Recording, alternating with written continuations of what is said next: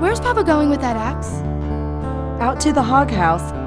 Some pigs were born last night, and your father has decided to do away with the runt. Do away with it? You mean kill it? Just because it's smaller than the others?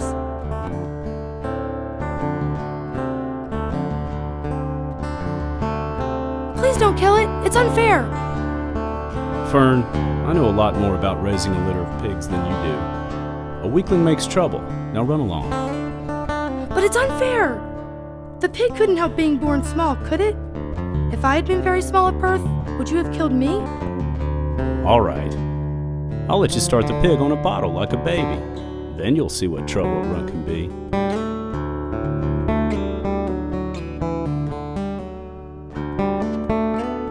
He's yours, saved from an untimely death. May the good Lord forgive me for this foolishness.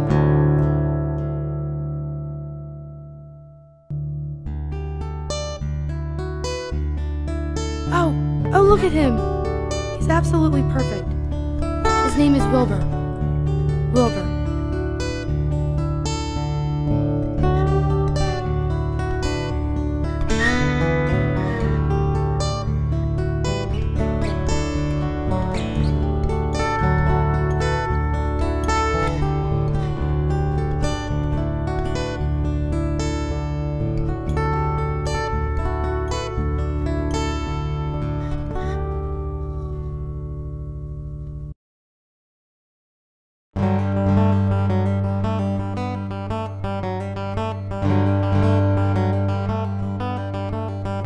Fern loved Wilbur more than anything. She loved to stroke him, to feed him, to put him to bed. Every morning, as soon as she got up, she warmed his milk and held the bottle for him. He would gaze up at her with adoring eyes. Every morning after breakfast, Wilbur walked out to the road with Fern and waited with her until the bus came. As soon as she got home in the afternoon, he would follow her around. If she went into the house, Wilbur went too. Every day was a happy day, and every night was peaceful. Wilbur was what farmers call a spring pig, which simply means that he was born in the springtime. When he was 5 weeks old, he was big enough to live in the barn. Fern came almost every day to visit him. She found an old stool and she placed it next to Wilbur's pen. Here she sat quietly during the long afternoons, thinking and listening and watching Wilbur. It made her happy just to be near the pig, and it made Wilbur happy to know that she was sitting there.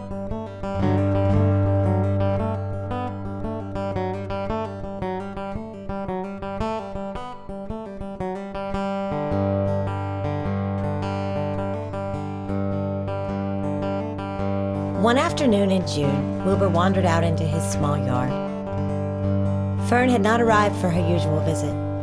Wilbur stood in the sun, feeling lonely and bored.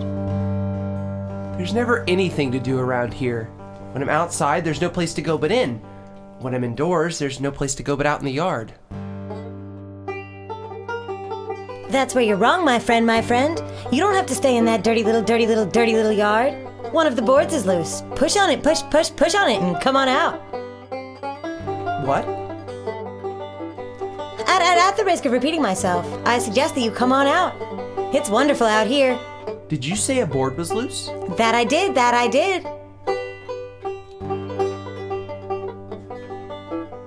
How does it feel to be free? I like it. That is, I guess I like it.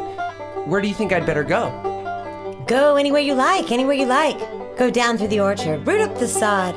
Go down through the garden, dig up the radishes. Root up everything. Eat grass, look for corn, look for oats. Run all over, skip and dance, jump and prance.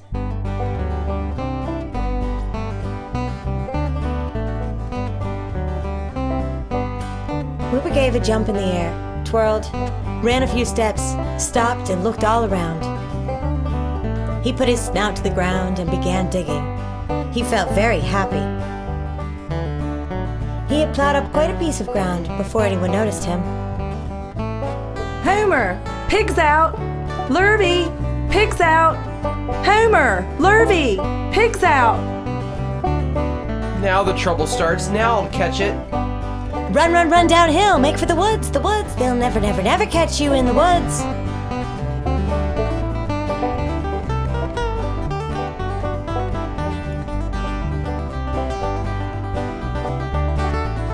Get around behind him, Lurvy. Drive him toward the barn.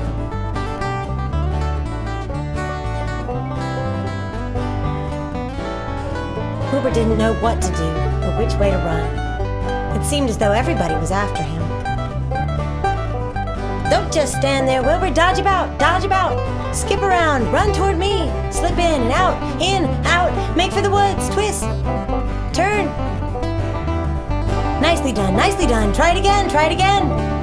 Run downhill. Run toward me. Run uphill. Turn and twist. Jump and dance. Poor Wilbur tried to follow the instructions his friends were giving him. But he couldn't run downhill and uphill at the same time, and he couldn't turn and twist when he was jumping and dancing. When he looked up and saw Mr. Arable holding a pail of warm slops, he felt relieved. The smell was delicious. Come, pig. Come, pig.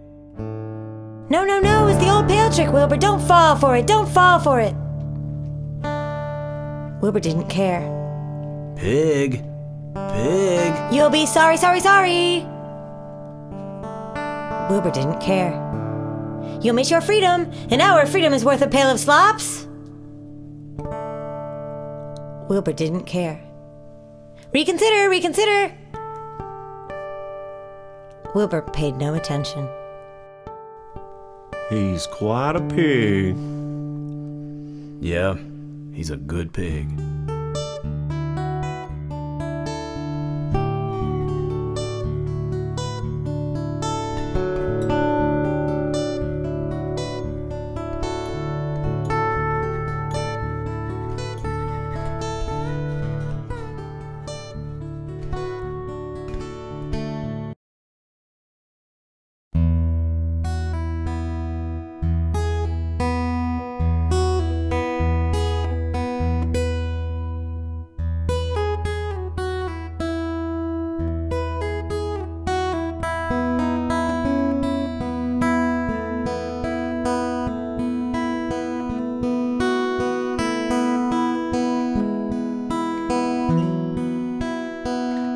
One day is just like another, and I have no real friends here in the barn.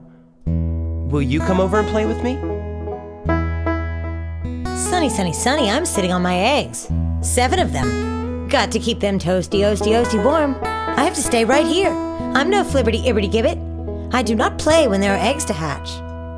I'm expecting goslings. Well, I didn't think you were expecting woodpeckers. Will you come over and play with me? Certainly not. In the first place, I cannot get into your pen. In the second place, I'm not interested in pigs. Pigs mean less than nothing to me. What do you mean less than nothing? I don't think there is any such thing as less than nothing. Nothing is absolutely the limit of nothingness. It's the lowest you can go. Oh, be quiet. Go play by yourself. I don't play with pigs.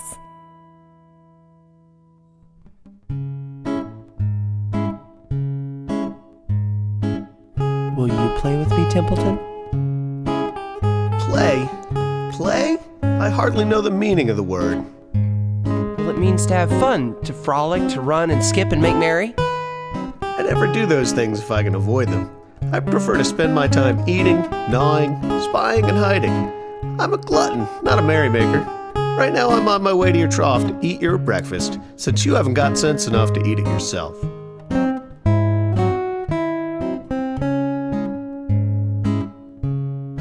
Do you want a friend, Wilbur? I'll be a friend to you. I've been watching you all day and I like you. But I can't see you. Where are you? And who are you? I'm right up here. Go to sleep. You'll see me in the morning.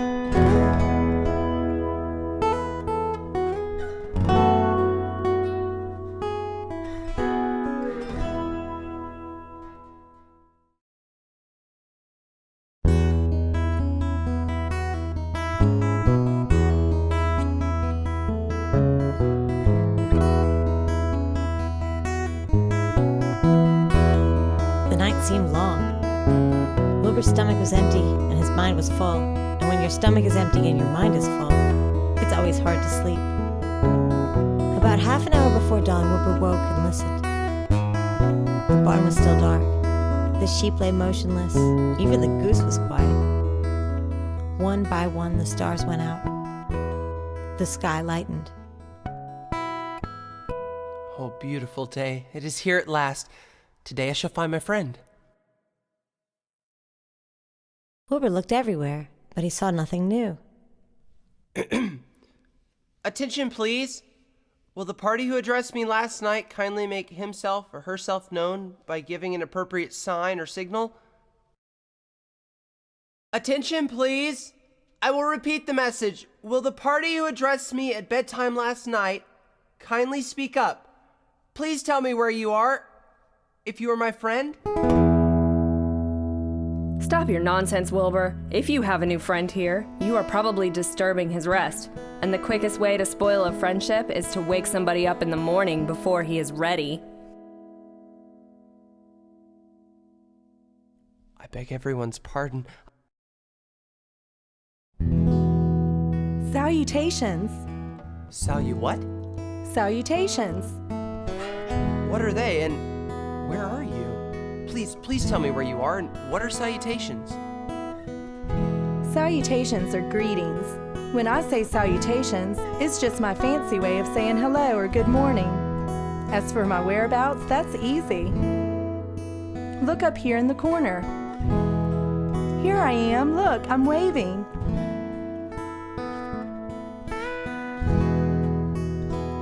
See me now? Yes, indeed. How are you? Good morning. Salutations. Very pleased to meet you.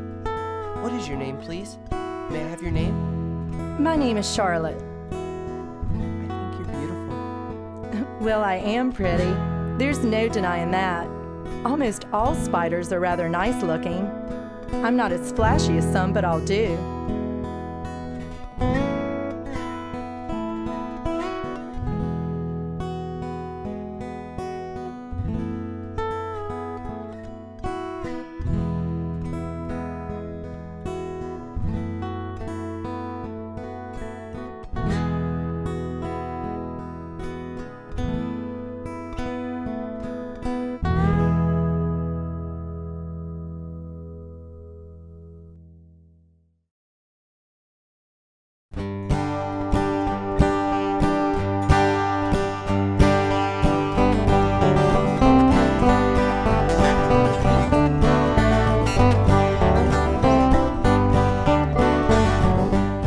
Summer days on a farm are the happiest and fairest days of the year. Fern visited the barn almost every day.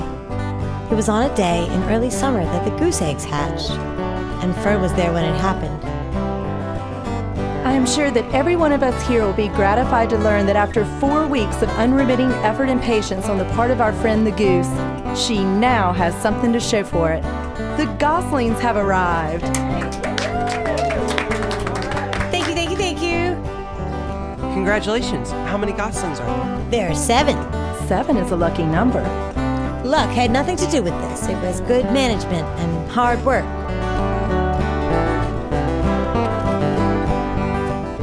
Well, hello there. Let's see. 1, 2, 3, 4, 5, 6, 7. Wasn't that lovely?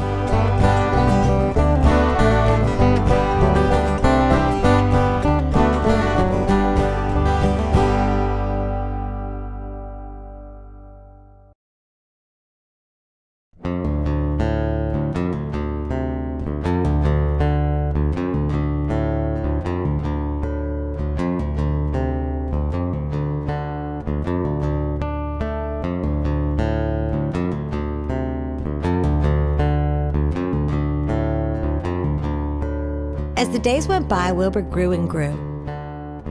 He ate 3 big meals a day. He spent long hours lying on his side, dreaming pleasant dreams. He enjoyed good health, and he gained a lot of weight. Seems to me you're putting on weight. Yes, I guess I am. At my age, it's a good idea to keep gaining. Just the same, I don't envy you. You know why they're fattening you up, don't you? No. Well, I don't like to spread bad news, but they're fattening you up because they're going to kill you. They're going to what? Kill you. Turn you into smoked bacon and ham. Almost all young pigs get murdered by the farmer as soon as the real cold weather sets in. There's a regular conspiracy around here to kill you at Christmas time. Stop! I don't want to die. Save me. Somebody save me. Be quiet, Wilbur. I can't be quiet. I don't want to be killed. I don't want to die. Is it true what the old sheep says, Charlotte? Is it true they're going to kill me when the cold weather comes? Well, the old sheep has been around this barn a long time.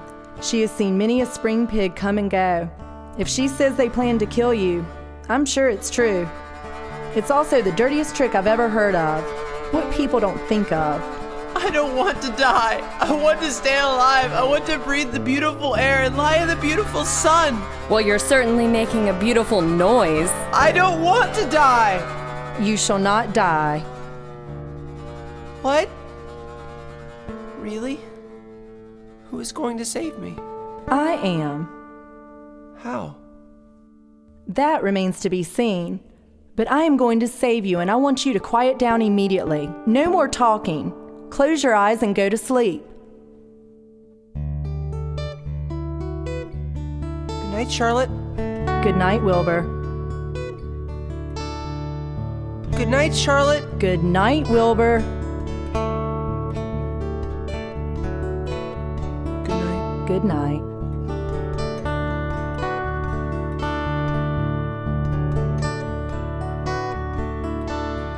Why, how perfectly simple.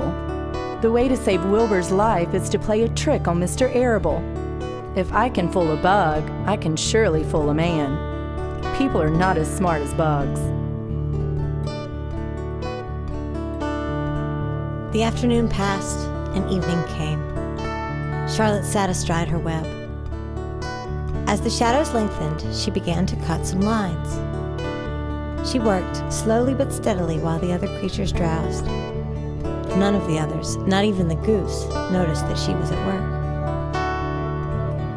Charlotte tore quite a section out of her web, leaving an open space in the middle. Then she started weaving something to take the place of the threads she had removed.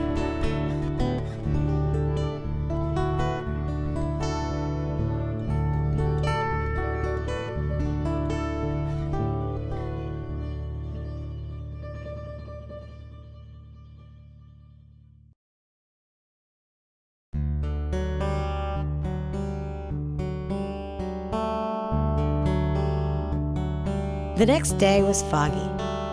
Everything on the farm was dripping wet. The grass looked like a magic carpet. On foggy mornings, Charlotte's web was truly a thing of beauty. This morning, the web glistened in the light and made a pattern of loveliness and mystery, like a delicate veil. Even Lurvy, who wasn't particularly interested in beauty, noticed the web. He noted how clearly it showed up, and he noted how big and carefully it was built. And then he took another look, and he saw something that made him set down his pail. There, in the center of the web, neatly woven in block letters, was a message. It said, "Some pig." I'm seeing things. Mr. Arable, I think you better come on down to the pig pen. What's the trouble? Anything wrong with the pig? Not exactly. Come and see for yourself.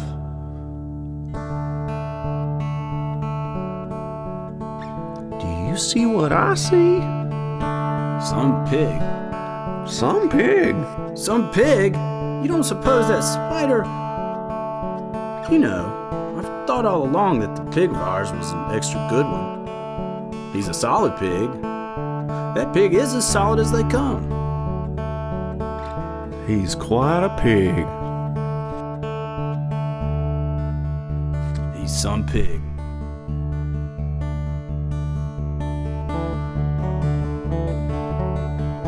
Secrets are hard to keep, and before too long the news had spread all over the county. Everybody knew that a sign had appeared in a spider's web on the Arable farm. People came from miles around to look at Wilbur and read the words on Charlotte's web. The Arable's driveway was full of cars and trucks from morning till night. Fords and Chevys and Buick Roadmasters and GMC pickups and Plymouths and Studebakers and DeSotos with gyromatic transmissions and Oldsmobiles with rocket engines and Jeep station wagons and Pontiacs. The news of the wonderful pig had spread clear up into the hills, and farmers came rattling down in buggies and buckboards to stand hour after hour at Wilbur's pen, admiring the miraculous animal. All said they had never seen such a pig before in their lives. On Sunday, the church was full. The minister explained the miracle and said that the words on the spider's web proved that human beings must always be on the watch for the coming of wonders.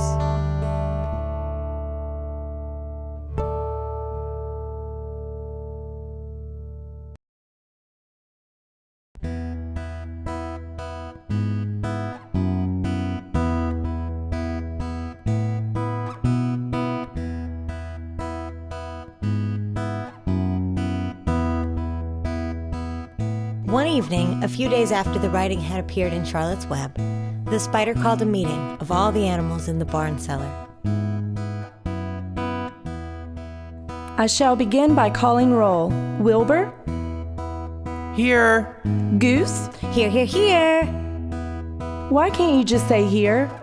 Why do you have to repeat everything? It's my idiosyncrasy. Goslings 1 through 7? Beep, beep, beep, beep, beep, beep, beep. This is getting to be quite a meeting. Sheep? Meh. Horse? Present.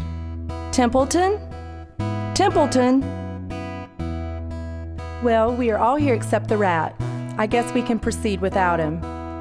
Now, all of you must have noticed what's been going on around here the past few days. The message I wrote in my web praising Wilbur has been received. The Arables have fallen for it, and so has everyone else. Mr. Arable thinks Wilbur is an unusual pig, and therefore, he won't want to kill him or eat him. I dare say my trick will work, and Wilbur's life will be saved. Hooray! Thank you very much. Now, I called this meeting in order to get suggestions. I need new ideas for the web. People are already getting sick of reading the word some pig. If anybody can think of another message or remark, I'll be glad to weave it. Any suggestions? How about Pig Supreme? No good. It sounds like a rich dessert. How about terrific? Cut that down to one terrific, and it will do very nicely. I think terrific will impress Mr. Arable. But Charlotte, I'm not terrific. That doesn't make a particle of difference. Not a particle. People believe almost anything they see in print. Does anyone know how to spell terrific? I think it's TEERRIIFFCCC. What kind of acrobat do you think I am? Sorry. I agree that there should be something new written in the web if Wilbur's life is to be saved. And if Charlotte needs help finding words, I think she can get it from our friend Templeton. The rat visits the dump regularly and has access to old magazines. He could tear out bits of old advertisements and bring them up here to the barn for Charlotte to copy. Good idea, Horse. But I'm not sure Templeton will be willing to help. You know how he is. Always looking out for himself, never thinking of the other fellow. I bet I can get him to help. Here he comes now. Everybody keep quiet.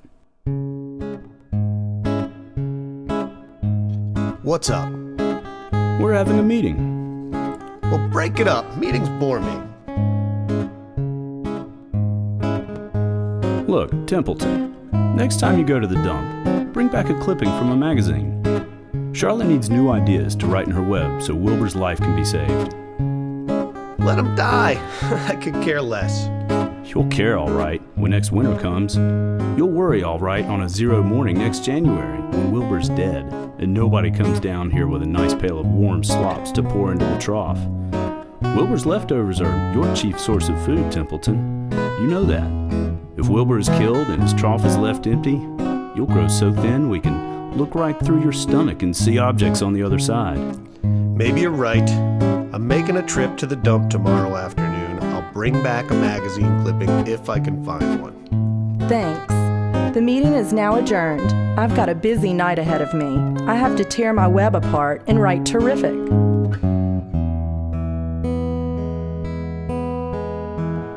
Far into the night, as the other creatures slept, Charlotte worked on her web. Now let's see. The first letter is T.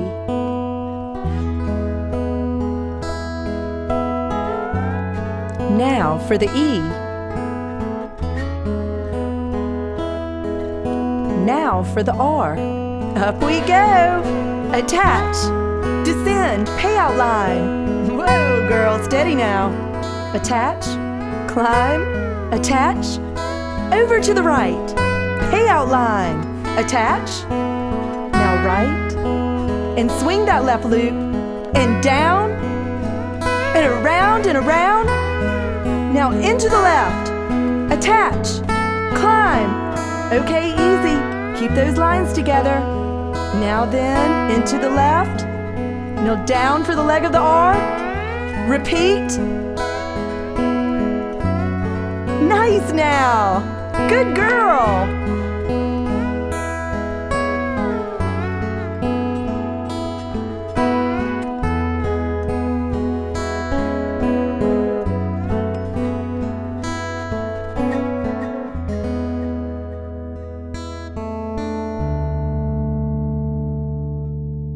The next morning, Wilbur arose and stood beneath the web. Wilbur breathed the morning air into his lungs and stretched his legs. When Lurvy arrived with breakfast, there was the handsome pig. And over him, neatly woven in block letters, was the word, terrific. Another miracle. Terrific! We better phone the reporter on the Weekly Chronicle. They may want to send a photographer. There isn't a pig in the whole state that's as terrific as our Wilbur. The news spread. People who had journeyed to see Wilbur when he was some pig came back again to see him now that he was terrific. Lurvy, there's to be no more cow manure thrown down into that pig pen. I have a terrific pig. I want that pig to have clean, bright straw every day for his bedding. Understand? Furthermore, I want you to start building a crate for Wilbur. I've decided to take that pig to the county fair on August 4th. Make the crate large, comfortable, and paint it green with gold letters. What should the letters say? They should say, Arable's famous pig.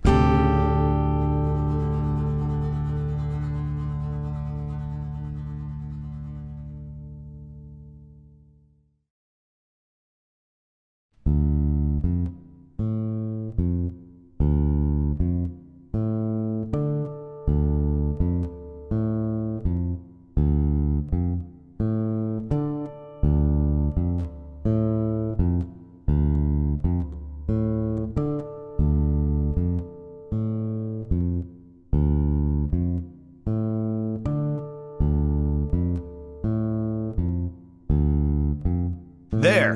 How's that?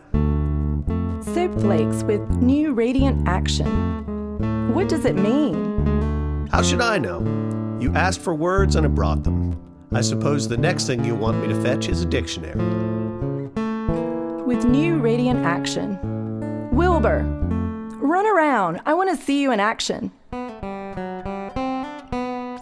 No, back again. Faster. Jump into the air. Keep your knees straight and touch the ground with your ears. Do a backflip with a half twist in it. Okay, Wilbur, you can go back to sleep now. Templeton, I guess the soap ad will do. I'm not sure Wilbur's action is exactly radiant, but it's interesting. I'm in this thing pretty deep now. I might as well go the limit. Tell me a story, Charlotte. Please. Well, once upon a time, I had a beautiful cousin who managed to build her web across a small stream. One day, a tiny fish leaped into the air and got tangled in the web. My cousin was very much surprised, of course. The fish was thrashing wildly, and my cousin hardly dared tackle it, but she did. She swooped down and threw great masses of web around the fish and fought bravely to capture it. Did she succeed? It was a never-to-be-forgotten battle. There was the fish, caught by a fin and wildly thrashing its tail. There was the web, sagging dangerously under the weight of the fish. There was my cousin, slipping in, dodging out, beaten over the head by the wildly thrashing fish, dancing in, dancing out, throwing her threads and fighting hard. What happened? Nothing. The fish lost the fight. My cousin wrapped it up so tight it couldn't budge. She kept the fish for a while, and then, when she got good and ready, she ate it. Tell me another story. I had another cousin who was an aeronaut, What's an aeronaut? a balloonist. My cousin used to stand on her head and let out enough thread to form a balloon. Then she would let go and be lifted into the air and carried on the warm wind. Is that true, or are you just making it up? It's true. I have some very remarkable cousins. Now, Wilbur, it's time you went to sleep.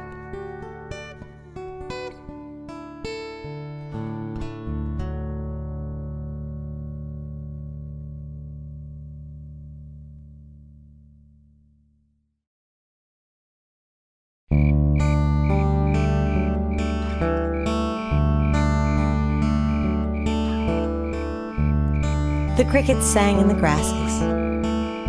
They sang the song of summer's ending, a sad, monotonous song. The crickets felt it was their duty to warn everyone that summertime cannot last forever. Everybody heard the song of the crickets. Fern heard it as she walked along the dusty road, and she knew that school would soon begin again. The young geese heard it, and knew that they would never be little goslings again. Charlotte heard it, and knew that she hadn't much time left. Wilbur was the center of attention on the farm. Good food and regular hours were showing results. Wilbur was a pig any man would be proud of.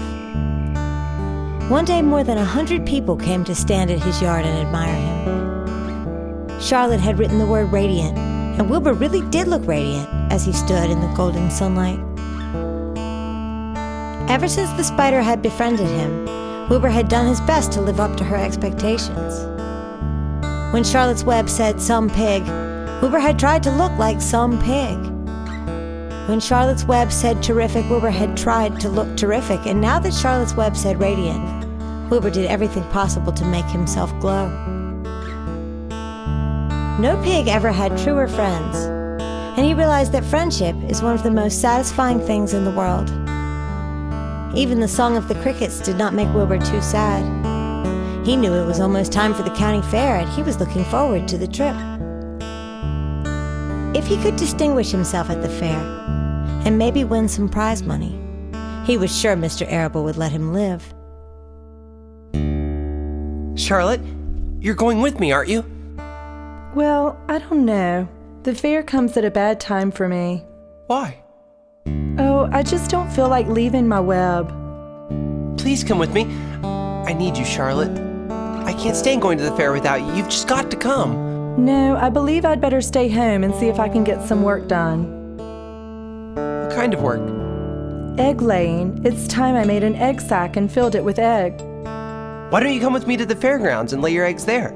It would be wonderful fun. I'm afraid not, but I don't want you to worry about it.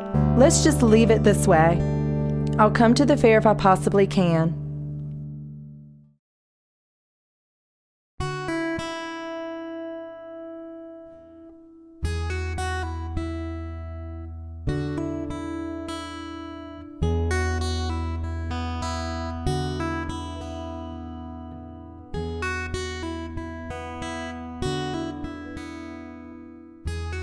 The morning before the county fair, everybody got out of bed early. Lurvy put clean straw in Wilbur's crate. The crate was green. In gold letters it said, Arable's famous pig. Please, please, please, please, take us to the fair, please, please, please. Children, we're staying quietly, idly at home. Only Wilbur is going to the fair. I shall go too. I have decided to go with Wilbur. He may need me. We can't tell what may happen at the fairgrounds. Somebody's got to go along who knows how to write. I think Templeton better come too. I might need somebody to run errands. I'm staying right here. I haven't the slightest interest in fairs. That's because you've never been to one. A fair is a rat's paradise. Everybody spills food. A rat can creep out late at night and have a feast. In the horse barn, you'll find oats that the trotters and pacers have spilled. In the trampled grass of the infield, you'll find the discarded remains of lunch boxes with peanut butter sandwiches, hard-boiled eggs, cracker crumbs, and particles of cheese. In the hard-packed dirt of the midway, you'll find a veritable treasure of popcorn fragments, frozen custard dribblings, and candied apples.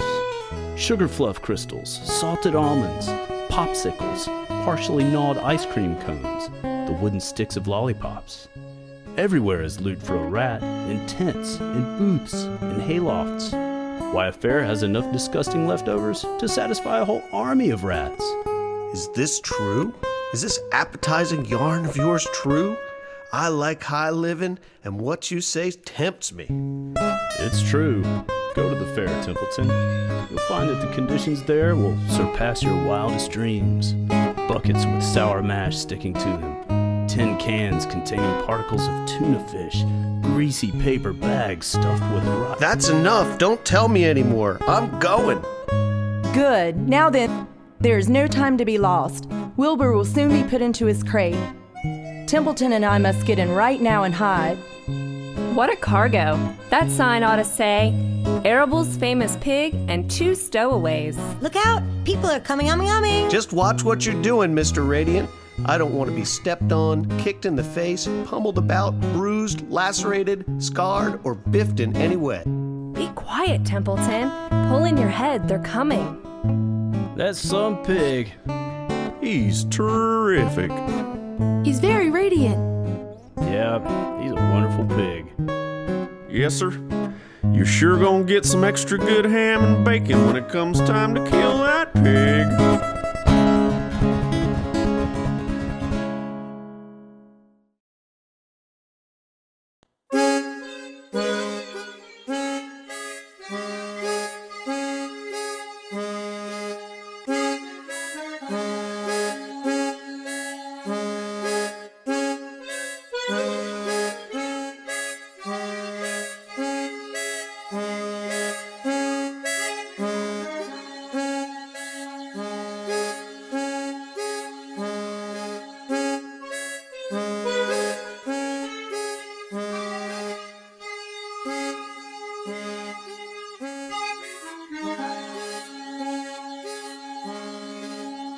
When they pulled into the fairgrounds, they could hear music and see the Ferris wheel turning in the sky.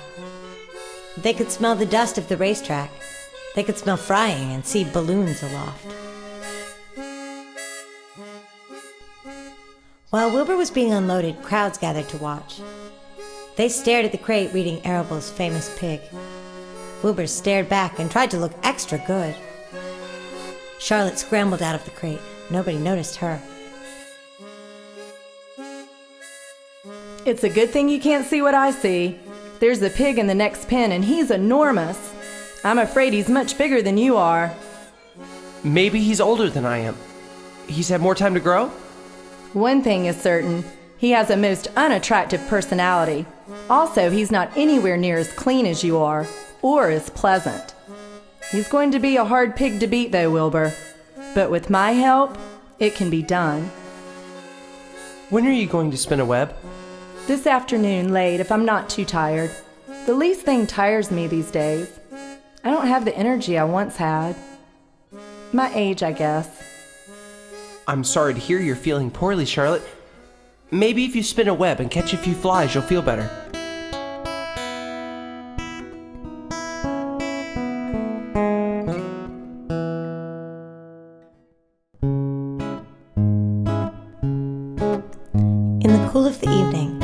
when shadows darkened the fairground.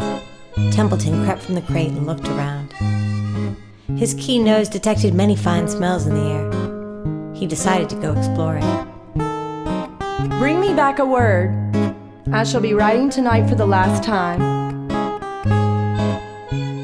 The Ferris wheel was lighted now. It went round and round in the sky and seemed twice as high as by day. Templeton kept out of sight. In the tall grass behind the cattle barn, he found a folded newspaper. Inside it, he found the leftovers from somebody's lunch. A deviled ham sandwich, a piece of Swiss cheese, part of a hard-boiled egg yolk, and the core of a wormy apple. The rat crawled in and ate everything. Then he tore a word out of the paper, rolled it up, and scuttled back to Wilbur's pen. I hope you brought a good one. What does it say? Here. It says humble. Humble has two meanings. It means not proud and near the ground. That's Wilbur all over. Well, I hope you're satisfied. I came to the fair to enjoy myself, not deliver papers. I'm not going to spend all my time fetching and carrying. I'm going to make a night of it. The old horse was right. This fair's a rat's paradise. What eating, what drinking. Bye-bye, my humble Wilbur. Fare thee well, Charlotte, you old schemer. This'll be a night to remember in a rat's life.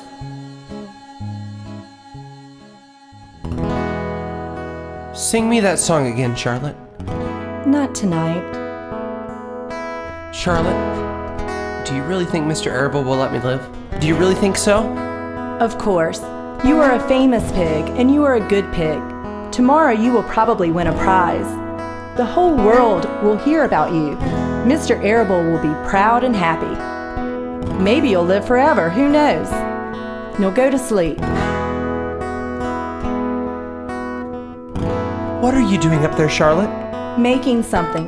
Is it something for me? No, it's something for me. Tell me what it is. I'll tell you in the morning.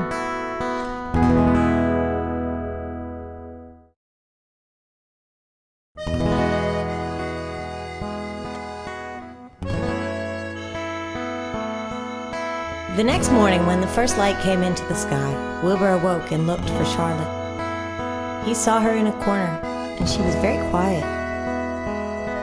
Next to her was a curious object. It was a sort of sack or cocoon. It was peach-colored, and it looked like it was made from cotton candy. Are you awake, Charlotte? Yes, What is that nifty thing? Did you make it? I did indeed. It's my egg sac, my magnum opus. That's Latin. It means great work. It's my masterpiece, the finest thing I've ever made. What's inside it? Eggs? It's a perfectly beautiful egg sack. Yes, it is pretty. Charlotte, are you really going to have children? If nothing happens, yes. Of course, they won't show up till next spring. What makes you sound so downhearted? I should think you'd be terribly happy about this. Oh, don't pay attention to me. I guess I'm just sad that I won't see my children. What do you mean you won't see them? We'll all see them. Wilbur, I don't want you to worry about me. This is your big day today. Look at my web. Doesn't it show up well? Charlotte's web never looked more beautiful than it did this morning. Each strand held dozens of bright drops of morning dew. The light from the east shone through it and made it all plain and clear. In another hour or so, a steady stream of people would pass by, admiring it and reading it, looking at Wilbur and marveling at the miracle. What a night! What a night! What feasting! What carousing! A real gorge! I must have eaten the remains of 30 lunches. And by the way, I've got some bad news. As I came by the pig next door, the one that calls himself Uncle, I noticed a blue ribbon on his pen. Guess that means you're licked, Wilbur. Just wait till Mr. Arable gets a hankering for some crisp bacon. Look at Charlotte's web. Look what it says. Humble. Now isn't that just the word for Wilbur?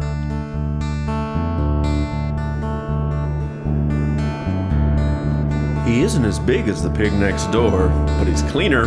That's what I like. And he's humble, too. Attention, please. Will Mr. Homer Arable please bring his famous pig to the judge's booth in front of the grandstand? A special award will be made there. Everyone is invited to attend.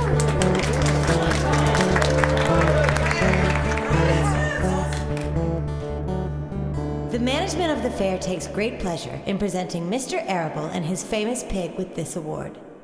Ladies and gentlemen, the fame of this unique animal has spread to the far corners of the earth, attracting many visitors to our great state. Many of you will recall that summer day when the writing appeared mysteriously on the spider's web, calling the attention of all and sundry to the fact that this pig was completely out of the ordinary.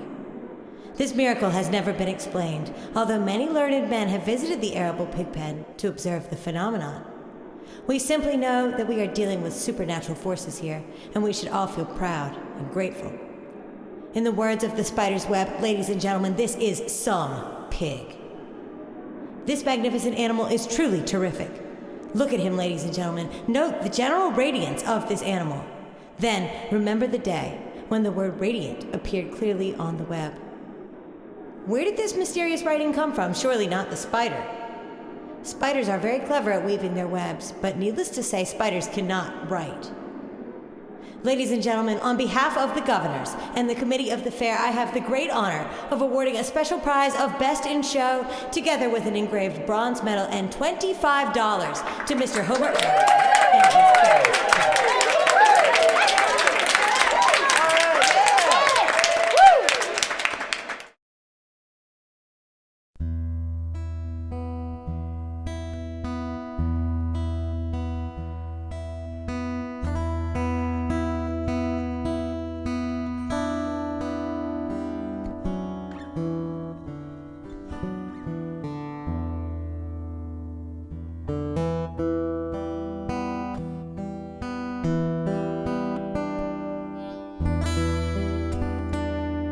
Charlotte, why are you so quiet?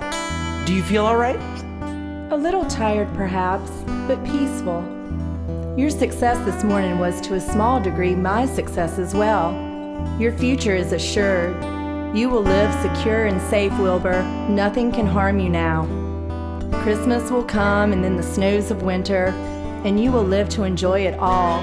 For you mean a great deal to Mr. Arable, and he will not harm you ever. Charlotte, why did you do all this for me? I don't deserve it. I've never done anything for you. You have been my friend, Wilbur. That is a tremendous thing. Well, I'm no good at making speeches. I haven't got your gift for words, but you saved me, Charlotte. I would gladly give my life for you. I really would. We're all going home today. The fair is almost over. Won't it be wonderful to be home again with the sheep and geese? We'll have so much to tell them. Aren't you excited to be back home? I will not be going back to the barn, Wilbur. Not going back? What are you talking about? I'm done for. I haven't even enough strength to climb back into the crate. In a day or two, Wilbur, I will be dead. Charlotte! Charlotte, my true friend! Come now, let's not make a scene. Wilbur was in a panic. He raced round and round his pen, and suddenly he had an idea. He thought of the egg sac and the little spiders that would hatch in the spring. If Charlotte herself could not return to the barn, at least he could take her children home. Where's Templeton? He's over in that corner under the straw, sleeping it off. Templeton! Templeton, pay attention! What kind of monkey shines is this? Can a rat catch a wink of sleep without being rudely popped into the air? Listen to me. Charlotte is very ill. She only has a short time left to live. She cannot accompany us home, therefore it is absolutely necessary that you take her egg sac with me. I can't reach it. You're the only one who can get it. There's not a second to be lost. The people are coming. They'll be here in no time. Please, please, please, Templeton, climb up and get the egg sac. So it's old Templeton to the rescue again, is it? Templeton, do this. Templeton, do that. Templeton, please run down to the dump and get me a magazine clipping. Oh, hurry! Hurry, Templeton! So it's hurry up, Templeton, is it? And what thanks do I ever get for these services, I'd like to know? Never a kind word for old Templeton, only abuse and wisecracks and snide remarks. Never a kind word for an old rat. Templeton! If you don't stop talking and get busy, all will be lost. Please climb up or I will die of a broken heart. Die of a broken heart. Oh, how touching. My. I notice it's always me you come to when you're in trouble, but I never heard of anyone's heart breaking over me. Oh no, who cares anything about old Templeton? Has it ever occurred to you that I may be sick of running errands and doing favors? What do you think I am, anyway? Templeton, I will make you a solemn promise. Get Charlotte's egg sack for me, and from now on, as long as I live, I will let you eat first when Lurvy brings me slops. I will let you have your choice of anything in the trough. I won't touch a thing until you're through. Do you mean that? I promise. Cross my heart. All right, you got a deal. Templeton got up and began to climb toward the egg sack. His stomach was still swollen from last night's gorge. Use great care! I don't want a single one of those eggs harmed. This stuff sticks in my mouth. It's worse than caramel candy. Grumbling all the while, Templeton worked away at the job and managed to cut the egg sack free and bring it down. He dropped it in front of Wilbur. Thank you, Templeton. I will never forget this as long as I live. Neither will I. Well, home we go. Wilbur softly rolled the egg sack into the crate, and Templeton scurried in. He got out of sight just in time. Lurvy and Mr. Arable came along at that moment, followed by Fern. As Wilbur was being shoved into the crate, he looked up at Charlotte and gave her a wink. She knew he was saying goodbye, and she knew her children were safe. Goodbye, Wilbur. Charlotte summoned the last bit of her strength and waved one of her legs at him. She never moved again. The next day, the Ferris wheel was taken apart, and the racehorses were loaded into trucks. The entertainers packed up their belongings and drove away in their trailers. The fairgrounds were soon deserted. The sheds and buildings were empty, and all that remained on the infield were bottles and trash. Of the hundreds of people that had visited the fair, nobody knew that a spider had played the most important part of all.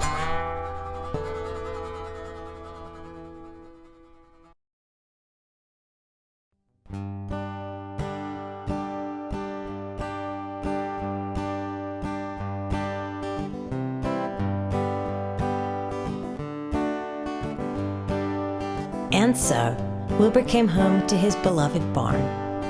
The barn smelled good, and his friends the sheep and the geese were glad to see him back. He placed Charlotte's unborn children carefully in a safe corner of his pen. Mr. Arable took Wilbur's medal and hung it on a nail over the pig pen, where visitors could examine it. Wilbur himself could look at it any time he wanted to. In the days that followed, he was very happy. He no longer worried about being killed, for he knew that Mr. Arable would keep him as long as he lived. Wilbur often thought of Charlotte. A few strands of her old web still hung in the doorway. Every day Wilbur would look at the torn, empty web, and a lump would come to his throat. No one ever had such a wonderful friend. The autumn days grew shorter, and the maples and birches turned bright colors. The wind shook them, and they dropped their leaves one by one to the ground. One evening, just before Christmas, snow began to fall.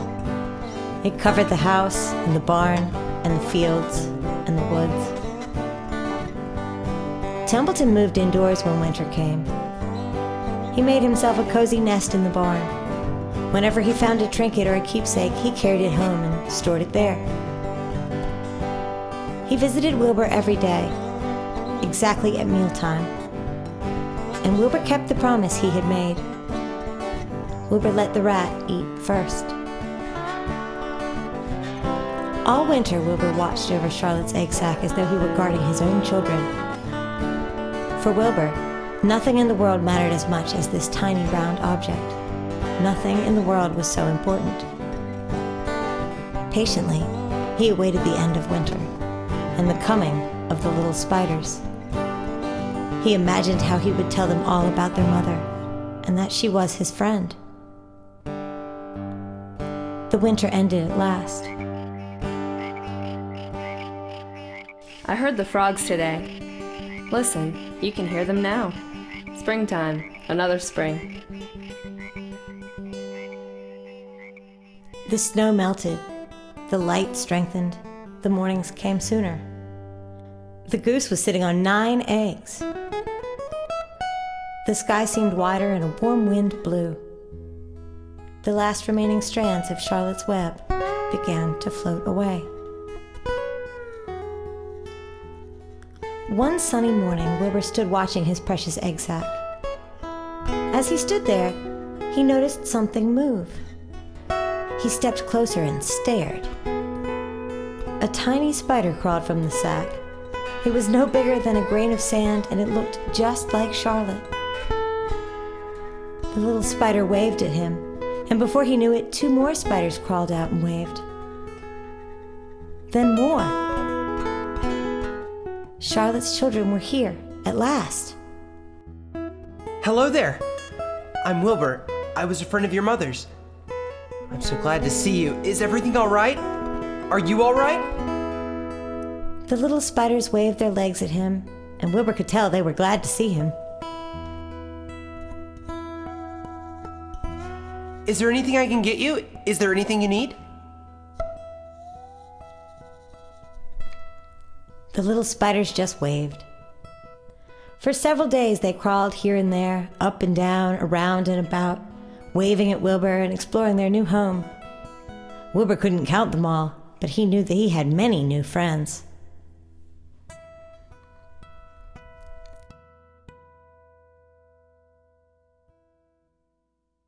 One quiet morning, a warm draft of rising air blew softly through the barn cellar. The baby spiders felt the updraft, and one spider climbed up to the top of the fence. Then, to Wilbur's great surprise, the spider stood on its head and let loose a cloud of fine silk. The silk formed a balloon. As Wilbur watched, the spider rose into the air. Goodbye. Wait a minute. Where do you think you're going? Then another baby spider crawled to the top of the fence, stood on its head, made a balloon, and sailed away. Then another, and another, and the air was soon filled with tiny balloons. Come back, children! The air was now so full of balloonists that the barn cellar looked misty. Balloons by the dozen were rising, circling, drifting away through the door and the windows. Wilbur couldn't bear to watch. In sorrow, he sank to the ground and closed his eyes. He cried himself to sleep.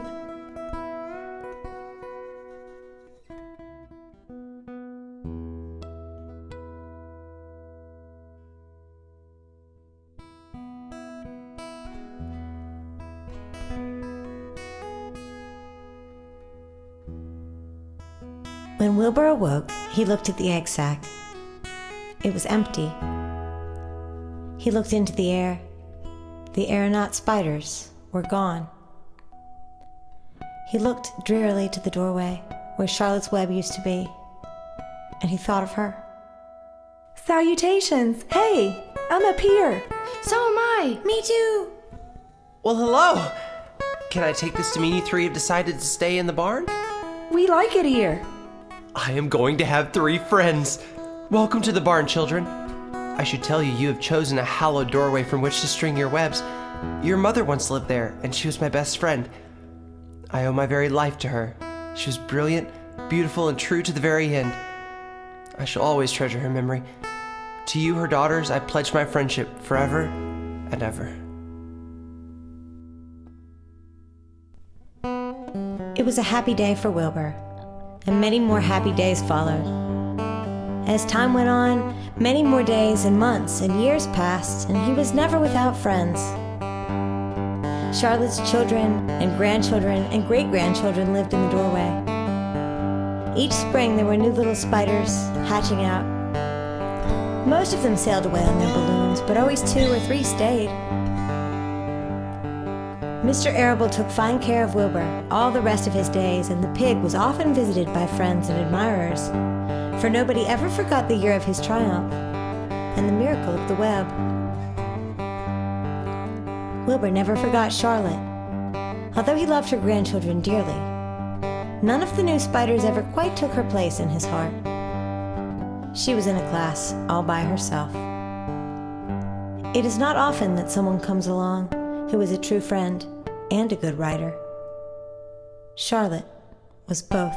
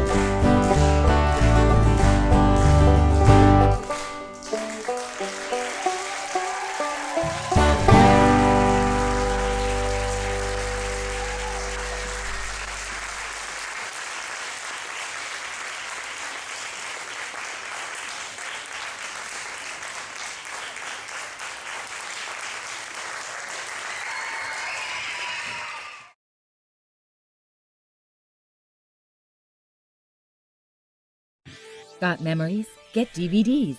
Tapes won't last forever. Digital transfers will.